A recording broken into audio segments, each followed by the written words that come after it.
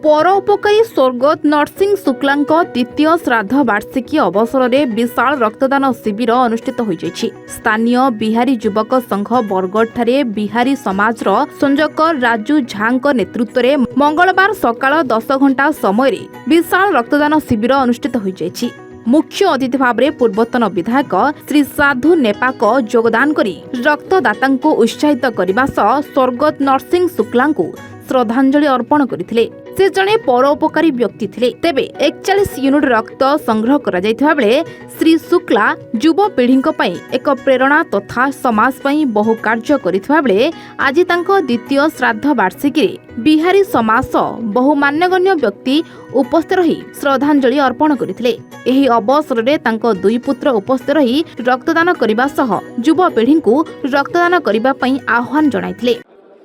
आपण माने नहीं जानिथिबे नरसिंह शुक्ला स्वर्गत नरसिंह शुक्ला मोर जड़े बाल्य बंधु एका संगे आम जर्ज हाईस्कल रे पाठ पढ़ीचु एवं बाल्यकाल से गोटे मोर गोटे परम बंधु थिले।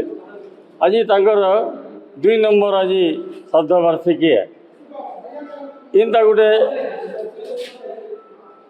भल समय रे गोटे पवित्र दिन रे आज जेन आमर बिहारी समाज तरफ रक्तदान शिविर कराइए इटा गोटे स्वागत योग्य पदक्षेप है।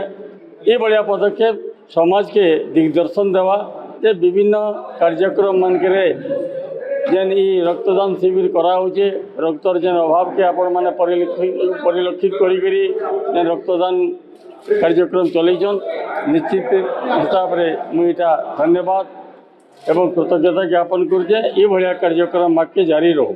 देखो नरसिंह शुक्ला स्वर्गत नरसिंह शुक्ला जन महत व्यक्ति थे से आज द्वितीय श्राद्ध वार्षिकी पुत्र मैंने तथा बंधु बांधव तथा सहयोगी मैंने आज स्मृति रक्षा लगी रक्तदान शिविर आयोजन कर द्वितीय श्राद्ध वार्षिकी ये भल कथा नहीं पारे। मुई कहीदेवी मुझे बयस बहुत सान किंतु जेहेतु आम गोटे पड़ार बासिंदा गोटे वार्डर बासिंदा मुझे सब राजनीति क्षेत्र में जाए घर के बहुत मुझे स्नेह पाइचे आदर पाइचे से मोर बापा बंधु थे और पो मैंने मत बहुत बड़ भाई भाया सम्मान देसन आ मुझे अमर आत्मार सदगति कामना करे और आशा कर्मी जे आगामी दिन मानक भी स्मृति माने आप जयंती उत्सव और श्राद्ध उत्सव विभिन्न प्रकार माने समाज गठनमूलक काम हो ये आशा कर्मी पो मान। Bargarh Vijay Kumar Mishra report A1 Odisha.